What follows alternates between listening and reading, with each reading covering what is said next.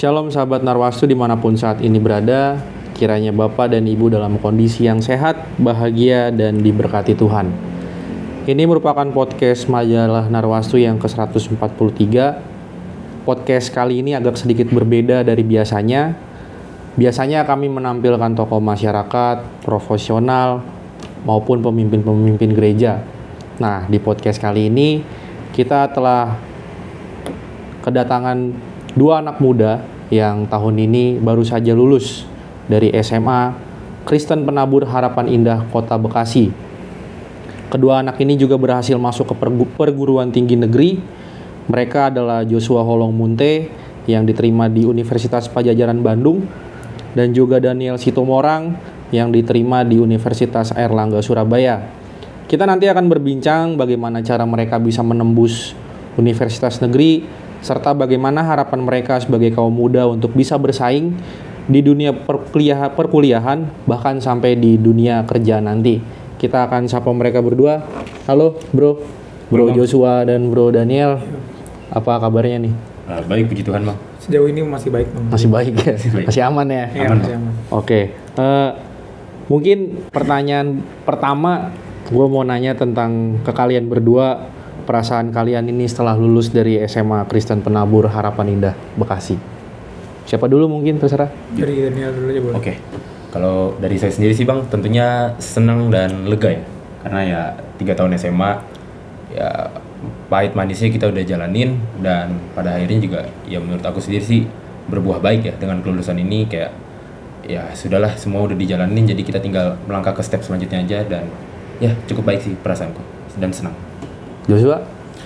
Kalau dari aku sendiri cukup berkesan masa SMA karena angkatan kami ini kebetulan itu melalui 2 masa, yaitu yang kemarin ada masa pandemi dan juga masa setelah pandemi, yaitu masa new normal seperti biasa. Dan juga dari 2 masa ini kita tuh bisa ngerasain dua-duanya, efeknya itu bagaimana, dan juga positif negatifnya selama masa sekolah itu di pandemi dan new normal itu tuh seperti apa sih? Iya. Nah, dan juga dari sini kita tuh bisa belajar dari 2 zaman yang berbeda, karena itu zaman pandemi kemarin dan juga new normal seperti biasa. Nah, untuk masa SMA itu cukup berkesan dan menarik karena kita juga bisa saling berkomunikasi langsung dan juga tidak langsung waktu itu ya. Apalagi kalau kita ngomongin soal aktivitas kita itu cukup padat di SMA, apalagi waktu kita itu ingin menembus PTN itu perjuangan kita tuh cukup lumayan sulit lah. Itu aja? Ya. Oke. Berarti kan udah melewati masa putih abu-abu nih yang menyenangkan, yang mengasihkan, terus nanti akan masuk ke jenjang berikutnya sebagai mahasiswa. Mungkin juga bisa dijelasin sama Joshua sama Daniel sendiri. Kalau Daniel kan dari Universitas Airlangga ya Surabaya udah diterima, Joshua di Universitas Padjadjaran Bandung. Nah, mungkin dari kalian berdua bisa diceritain di jurusan apa keterimanya, terus bagaimana sih proses kalian itu hingga bisa dapat PTN? Apakah memang ini PTN impian atau mungkin ini another choice ibaratnya seperti itu? Bisa diceritain mungkin. Siapa dulu? Dari aku dulu boleh. Jadi kalau aku sendiri, Joshua berasal dari baru aja masuk ke Universitas Padjadjaran jurusan prodi jurnalistik yang masuk ke dalam Fakultas Ilmu Komunikasi di Padjadjaran. Nah, untuk masuk ke prodi ini, jujur ini bukan pilihan pertama, karena pilihan pertama sebelumnya itu ada di Ilmu Politik Universitas Indonesia. Namun setelah masuk di ilmu jurnalistik ini sebenarnya nggak ada penyesalan. Karena apa? Karena jika nantinya masuk ke Ilmu Politik Universitas Indonesia, ujungnya ntar bakal tujuan aku pertama itu biar masuk ke dalam media. Nah, jadi dari jurnalistik ini juga mungkin nanti ada yang ilmu-ilmu yang berhubungan dengan media yang bisa aku dapetin, yang justru di jurnalistik ini bisa lebih banyak ilmu terkait dengan media dibanding dari ilmu politik itu sendiri. Jadi kalau dari aku begitu sih. Daniel? Kalau aku sendiri diterima di Universitas Airlangga jurusan hukum. Sebenarnya aku keterima di 2, Bang. Di Universitas Gadjah Mada juga, jurusan hukum juga. Wih, mantap. Cuman aku ngambil Airlangga, kenapa? Karena memang Fakultas Hukum Airlangga itu untuk saat ini beberapa tahun terakhir itu yang terbaik, nomor 1. Mantap, keren. Mungkin ini agak sedikit ke Joshua nih, karena kita tahu ayahnya Joshua pemimpin redaksi majalah Narwastu, juga jurnalis senior lah yang kita kenal di media Narwastu gitu kan. Joshua sendiri masuk ke jurnalistik, apakah memang ada peran besar seorang ayah atau bagaimana, dan mungkin juga bisa diberikan pendapat terkait dengan seorang ayah Bang John Romunte di mata Joshua tuh kayak gimana?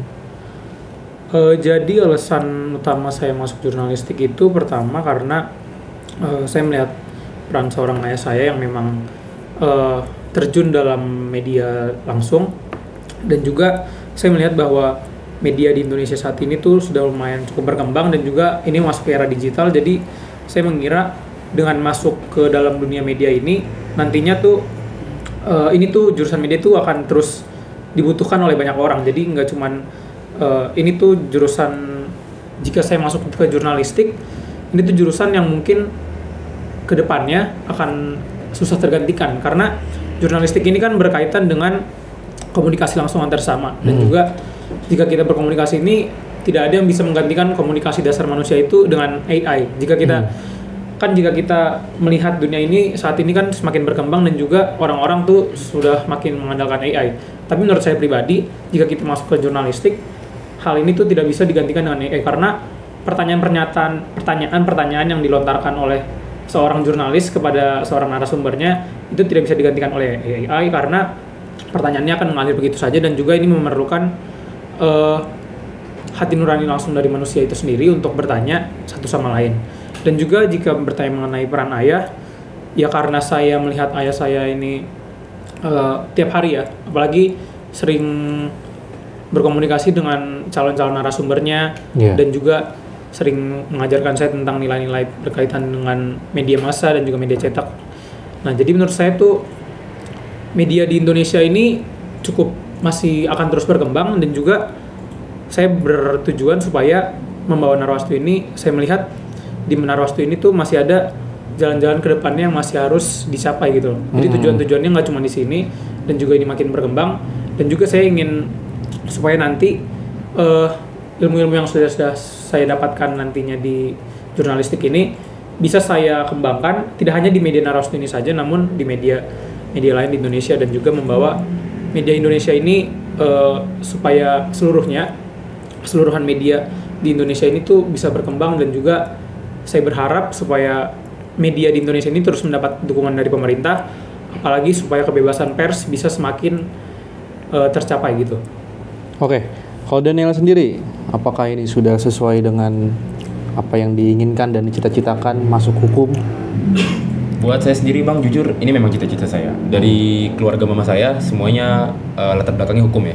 Jadi dari opung saya memang pengacara, mama saya juga sudah magister hukum, pengacara, dan memang dari kecil saya lebih tertarik untuk belajar hukum. Sebenarnya bukan diarahin ya, memang saya tertarik sendiri Bang untuk belajar hukum. Dan ini ya memang cita-cita saya pun dari awal kalau masuk kelas 10 atau 1 SMA memang mau di Erlangga, dan sekarang sudah tercapai Bang. Kalau ditanya kenapa hukum? Kenapa hukum? Selain faktor keluarga tadi ya? Selain faktor keluarga ya Bang. Jujur semakin masuk ke apa ya istilahnya pesta politik tahun 2024 ini Bang. Itu semakin membuka apa ya insightku lah. Ternyata hukum Indonesia nih bisa dibilang masih kurang greget lah ya gitu ya. Jadi perlu terutama dari anak-anak muda ini harus bisa memperbaiki agar Indonesia ini kembali ke jalan yang benar. Berarti ada keresahan tersendiri lah ya? Iya, kalau dari saya sendiri ada keresahan tersendiri. Itu Joshua juga sama lah ya terkait dengan media-media di Indonesia ini. Karena apalagi kemarin kan baru aja ada RUU baru yang terkait tentang kebebasan pers, yang itu juga di mana akan merugikan pers nantinya kan yang di Indonesia. Kedepannya ya. Dan juga kalau misalkan kita hubungin dengan hukum, nanti kalau misalkan kebebasan pers itu ada yang dibatas-batasi, ini berkaitan dengan demokrasi Indonesia nantinya juga negara kita ini akan krisis demokrasi. Dan juga saya berharap supaya kebebasan pers ini ya tetap bisa terus akan berkembang ke depannya. Iya. Karena kalau kita berbicara tentang kebebasan pers di Indonesia ya cukup bebas. Cuman maksudnya itu bukan hanya untuk pers, tapi kayak contohnya jika kita bilang negara ini benar-benar bebas, sebenarnya nggak sepenuhnya bebas karena kan masih ada UU ITE ya. Iya. Nah UU ITE ini nih sebaiknya tuh ke depannya tuh harus kayak gimana sih? Nah itu menurut saya tuh harus semuanya pokoknya terkait tentang kebebasan berpendapat di Indonesia dan juga demokrasi itu tuh harus dikembangin gitu loh. Oke, dari SMA sebentar lagi jadi seorang mahasiswa. Mungkin harapan kalian ke depannya nih buat diri kalian sebagai nanti memulai kehidupan, Joshua sebagai mahasiswa jurnalistik, Daniel sebagai mahasiswa hukum. Apa yang akan kalian jalani nanti ke depan? Harapannya seperti apa? Silakan. Kalau harapan saya tersendiri, saya ingin membawa dampak positif ya tentunya bagi, apalagi karena saya masuk jurnalistik tujuannya supaya ingin terlihat di media ya. Jadi saya melihat bahwa di Unpad ini tuh ada beberapa program tuh yang emang ini tuh bisa membantu saya untuk mencapai tujuan saya juga di media. Apalagi saya melihat di unit kegiatan mahasiswa Unpad itu tuh ada namanya Warta Kema Unpad ataupun media yang dimiliki Unpad yang diorganisasikan oleh sekelompok mahasiswa di situ. Nah, jadi saya melihat Unpad ini itu cukup menarik, apalagi jika kita melihat jurusan jurnalistik di Indonesia itu belum banyak. Nah, Unpad ini salah satu yang punya jurusan jurnalistik di Indonesia dan saya jadi tertarik. Apalagi kan Unpad ini kan terkenal dengan Fakultas Ilmu Komunikasinya karena Fakultas Ilmu Komunikasinya ini mahasiswanya itu lulusannya itu tersebar di banyak media massa di Indonesia ini.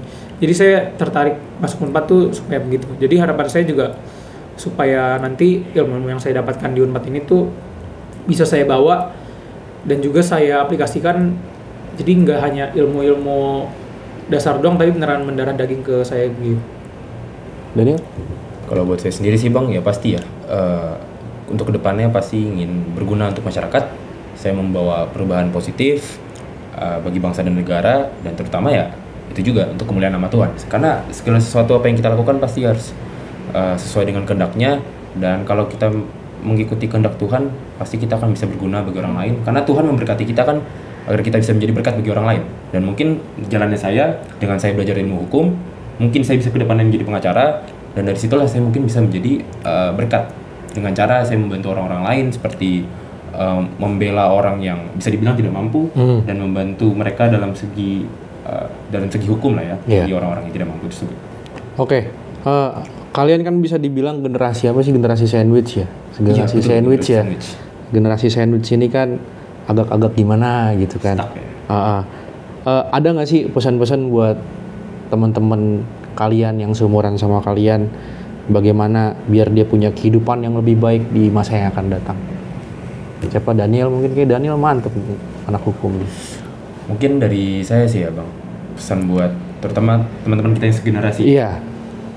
Kejar apa yang menjadi impianmu. Jadi jangan terpaku kepada keinginan atau apa istilahnya kayak diarahin sama orang lain. Jadi sebenarnya ikutin isi hati sendiri. Misalnya kan kayak saya ya, saya mau hukum, saya tertarik hukum ya saya jalanin hukum gitu. Atau misalkan saya memang tertarik hukum tapi disuruh orang untuk ngambil ekonomi, mungkin kan agak berseberangan jalannya ya. Jadi ikutin apa kata hati sendiri. Jadi mungkin buat teman-teman yang masih bimbang lah ya mau ngambil apa gitu, mungkin bisa diperdalamin masing-masing jurusannya kira-kira memang tertariknya kemana. Karena dengan kita menjalani apa yang kita sukai dari awal, kita memang sudah tertarik, pasti kita tekun menjalaninya, ya dari situ kita akan menjadi jalan mungkin ke depannya. Jadi lebih baik membantu orang banyak karena kita menjalani apa yang menjadi cita-cita dari kita sendiri gitu. Iya. Joshua? Kalau saya pribadi mirip-mirip sama Daniel, jadi supaya kita tuh yang paling penting itu tuh mengetahui apa tujuan kita dan juga apa yang ingin kita lakukan ke depannya.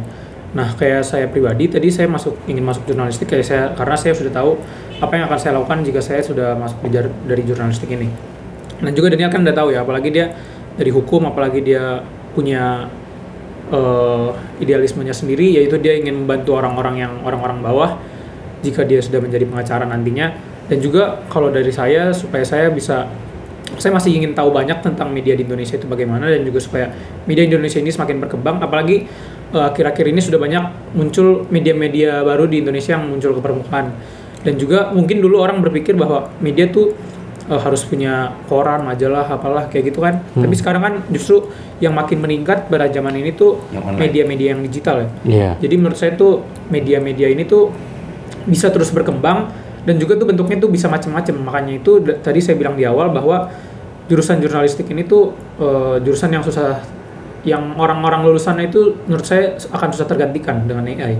Jadi menurut saya ya yang paling penting tuh kita tahu dengan jalan apa yang kita ambil, dan juga ya kalau memang ada orang menyarankan kita pindah ke jurusan ini tapi hati kita menolak untuk ke jurusan ini tuh mending tuh nggak usah, jadi kita ikutin apa kata hati kita aja gitu.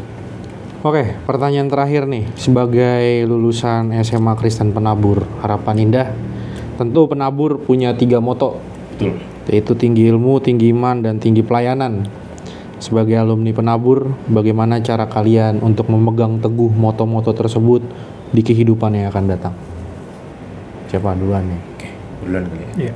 Mungkin selama ini kita sekolah di Penabur, itu istilahnya tuh kita seperti sembunyi dalam cangkang ya. Jadi kita memang masih berteman dengan, bisa dibilang teman-teman yang masih satu derajat, kemungkinan sebagian besar masih teman-teman yang satu agama juga, masih Kristen atau Katolik gitu ya. Tapi setelah kita masuk ke perkuliahan, itu kita seperti keluar dari cangkang tersebut dan kita harus menghadapi realitanya. Kita bertemu orang-orang baru dari berbagai daerah, berbagai latar belakang, suku, agama, dan kelas sosial yang pasti jauh lebih berbeda daripada kita SMA gitu ya. Dan saya sangat bersyukur bisa menjadi lulusan dari Yayasan BPK Penabur, karena dengan 3 moto tersebut ya Bang, iman, ilmu, dan pelayanan. Itu udah diterapkan sama kita tuh udah bisa dibilang darah daging lah ya dari kita bersekolah di Penabur. Untuk iman sendiri, terutama kita sebagai penganut ajaran Kristus, ya kita harus bisa mengembangkannya dengan menjalani hubungan pribadi kita dengan Tuhan Bang. Iya. Rajin bergereja, rajin berdoa, membaca firman-Nya. Dengan itu kita bakal tahu gimana kehendak Tuhan bagi kita kan. Terus yang kedua, ilmu itu dengan kita berkuliah ya pasti kita mencari ilmu dong, kita belajar, dan tidak ada pernah kata berhenti untuk belajar. Karena sampai usia kapanpun kita masih terus belajar Bang. Betul. Mengembangkan diri kita, dan itulah yang kita terima sebagai ilmu. Dan yang terakhir, pelayanan itu kita sudah beriman, kita sudah berilmu, tapi apa juga gunanya kalau kita memiliki 2 itu kalau kita nggak bisa melayani sesama. Iya. Ya seperti tadi saya bilang Bang, Tuhan kan udah memberkati kita ya, Iya. dan kita harus menjadi berkat bagi orang lain. Dan mungkin masing-masing dari kita sebagai mahasiswa atau kedepannya nanti udah punya profesi masing-masing, dengan keahlian itulah kita bisa melayani sesama kita, membantu sesama, dan pada ujungnya kita membantu sesama untuk kemuliaan nama Tuhan juga Bang, gitu. Oke Joshua. Jadi kalau dari saya pribadi, pertama iman, ilmu, pelayanan itu menurut saya tuh urutannya itu tuh pas ya. Jadi pertama kan iman ya. Jadi pertama tuh kita harus memiliki iman dulu. Jika kita ingin melakukan sesuatu tuh semuanya tuh akan dimulai oleh iman. Jadi pertama kita harus membulatkan iman kita kepada Tuhan dulu. Yang paling penting adalah bahwa iman kita tuh tidak perlu besar, yang penting tuh bulat. Makanya ada ajaran Kristus yang bilang bahwa iman yang diperlukan hanyalah seukuran biji sawi. Jadi biji sawi itu kan bijinya kecil banget ya, tapi yang penting tuh bulat itu bijinya. Nah, dari iman itu ntar kita tuh baru mencari ilmunya. Jadi kadang kan begini ya, orang tuh mencari ilmu banyak, tapi dia tuh nggak tahu ilmu yang dia cari itu tuh membawa dampak baik atau buruk gitu loh. Jadi asal ilmu aja yang diambil. Tapi ketika kita ingin mencari ilmu lalu kita sudah memiliki iman, ilmu kita itu tuh nanti tuh akan berjalan sesuai dengan iman kita. Jadi ilmu yang kita dapatkan ini tuh membawa dampak positif bagi kita dan juga bagi sama kita. Nah, setelah 2 ini kita dapatkan, yang ketiga itu pelayanan. Jadi setelah kita udah dapat tadi iman dan juga ilmu, kita bisa melayani sesama kita. Kita bisa menjadi buah. Dari awalnya tadi biji sawi, iman sekecil biji sawi, lalu itu kan tumbuh, berbuah. Nah, dari berbuah itu kita dapat melayani sama kita. Jadi menurut saya 3 pilar utama dari Penabur ini, iman, ilmu, dan pelayanan ini tuh akan selalu terpakai bagi siswa-siswa Penabur. Apalagi kalau misalkan kita kan kenal dengan lulusan-lulusan Penabur ini kan lulusan-lulusan top ya. Mereka masuk universitas, bahkan yang banyak ke luar negeri juga banyak kan. Jadi menurut saya itu penting bahwa kita sebagai lulusan Penabur memegang teguh 3 pilar kehidupan untuk Penabur ini yang menjadi moto Penabur yang berguna untuk kita ke depannya nanti. Jadi ini tidak boleh dilupakan. Oke, sip. Thank you buat Bro Joshua, Bro Daniel, waktunya nih. Sama-sama Bang. Gua berdoa untuk lo berdua biar bisa semakin mantep karena pemikiran-pemikiran kalian luar biasa hebat. Jangan lupa nanti ketika sudah menyandang status mahasiswa, jangan kanan kiri aja, tapi harus lurus ke depan. Karena dunia perkuliahan itu sangat beda dengan dunia sekolah. Iya betul. Itu harus diperhatikan betul-betul. Juga kita harus tetap menanamkan firman Tuhan di dalam kehidupan kita. Karena kan ada firman Tuhan bilang dengan siapa kita berteman, bermain, hal-hal baik dalam diri kita nanti juga bakal kekikis pelan-pelan kalau kita bermain sama orang-orang yang tidak baik buat kita. Jadi sekali lagi terima kasih Bro Joshua, Bro Daniel untuk waktunya. Sama-sama. Demikianlah podcast Narwastu hari ini. Kiranya ini bisa menjadi berkat buat Bapak, Ibu, dan para sahabat sekalian. Shalom, Tuhan Yesus memberkati. Salam kasih Narwastu, Tuhan Yesus memberkati.